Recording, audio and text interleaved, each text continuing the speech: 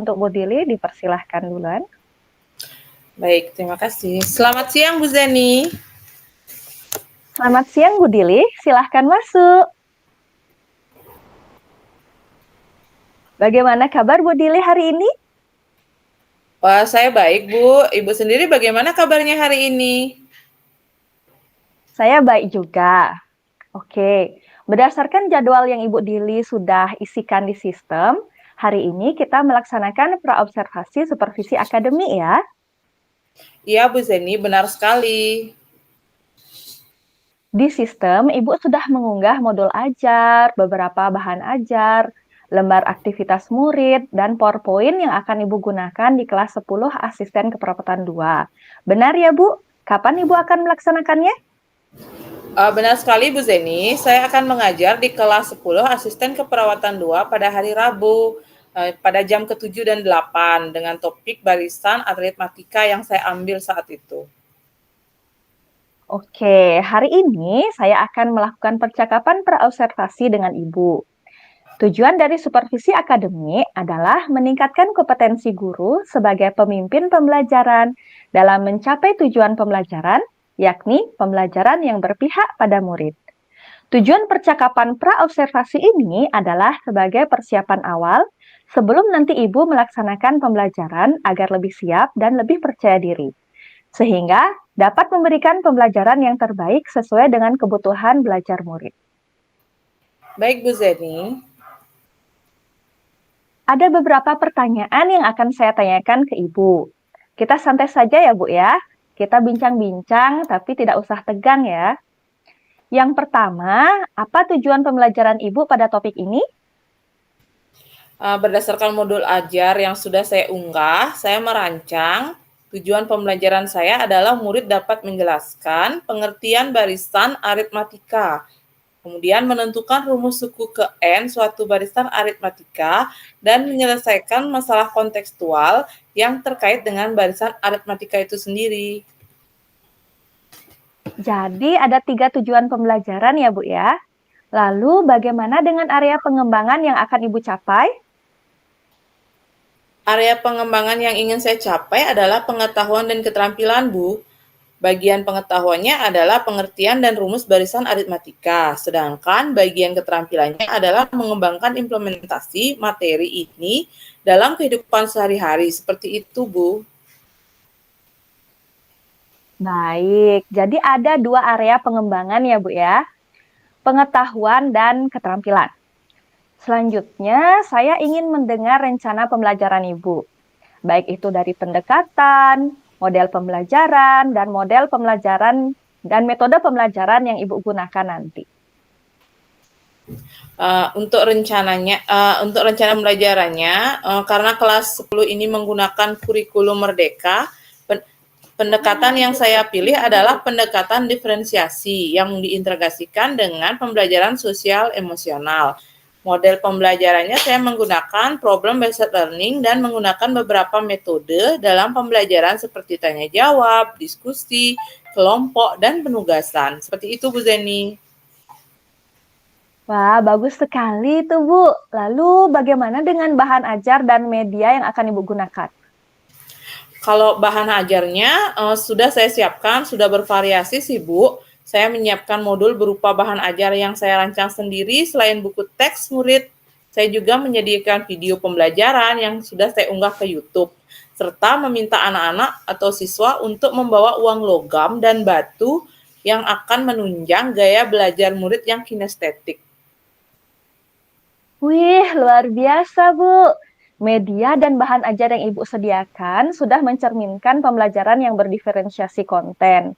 Kira-kira dari pembelajaran pada topik ini, apa yang menjadi kendala Ibu nanti? Nah, ini dah yang mau saya diskusikan bersama Ibu. Saya masih kurang dalam manajemen waktu, Bu. Biasanya bagian penutup pembelajaran itu kurang waktu saya. Saya juga belum terlalu paham dengan pembelajaran berdiferensiasi proses itu. Saya ingin mengetahui lebih dalam tentang hal itu, Bu. Berarti ada 2 hal ya, Bu ya. Pertama, untuk masalah manajemen waktu. Apakah ada solusi yang Ibu rencanakan untuk mengatasi itu? Sebenarnya ada sih Bu, saya biasanya secara berkala melihat jam tangan untuk melihat siswa agar semua rencana pembelajaran itu dapat terlaksana sesuai dengan rancangan pembelajaran yang sudah saya buat. Nah, berarti itu solusi untuk kendala pertama ya. Bagaimana dengan pembelajaran berdiferensiasi proses? Nah, baik untuk pembelajaran berdiferensiasi proses inilah yang masih saya harus diskusikan lagi, Bu. Karena saya masih ragu apakah pembelajaran yang saya rencanakan sudah berdiferensiasi proses atau belum. Seperti apa sih pembelajaran berdiferensiasi proses di kelas itu dan bagaimana proses pembelajaran itu agar menarik dan menyenangkan bagi murid. Seperti itu, Bu Zeni. Oh, seperti itu. Kira-kira untuk melaksanakan pembelajaran berdiferensiasi proses, sebelumnya apa yang dapat Ibu lakukan agar pembelajaran berdiferensiasi proses terlaksana? Begini Bu, saya rasa saya perlu mengetahui kebutuhan belajar murid terlebih dahulu, bagaimana kesiapannya, minat belajarnya, dan profil belajar murid itu sendiri. Wah, benar sekali. Berdiferensiasi proses itu tentang bagaimana murid memahami materi yang dipelajari. Setelah Ibu memetakan kebutuhan belajar murid, sekarang yang perlu Ibu pikirkan adalah bagaimana kebutuhan murid itu terpenuhi, proses seperti apa yang perlu disiapkan, apakah murid kita akan bekerja secara mandiri atau berkelompok.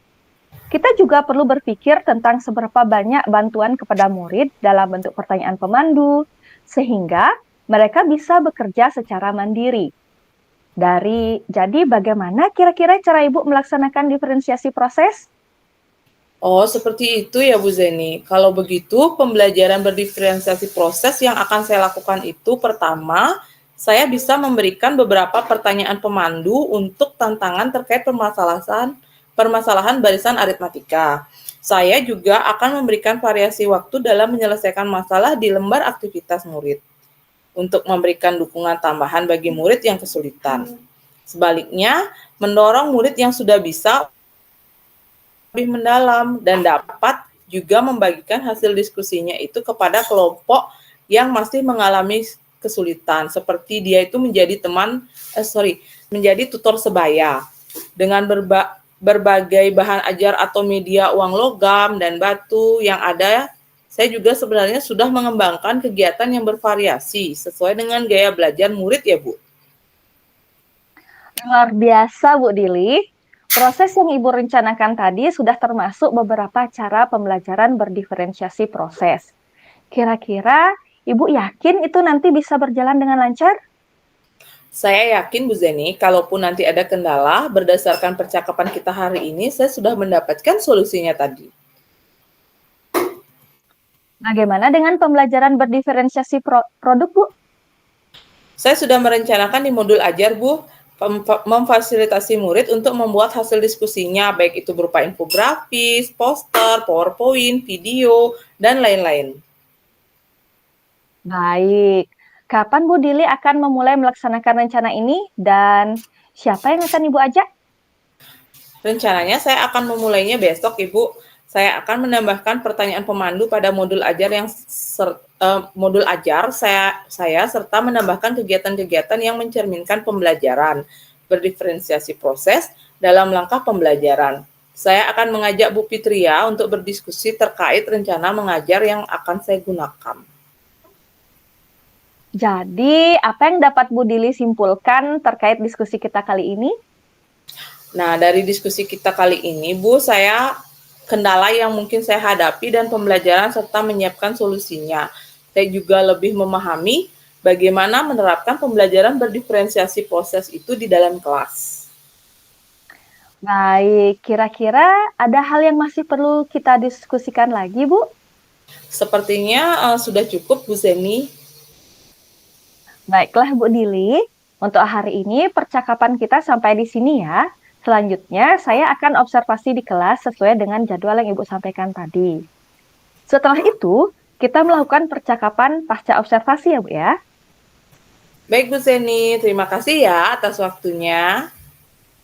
Sama-sama, Bu Dili. Silahkan melanjutkan aktivitasnya, Ibu. Selamat siang, Bu Zeni. Selamat siang, Bu Dili. Silahkan.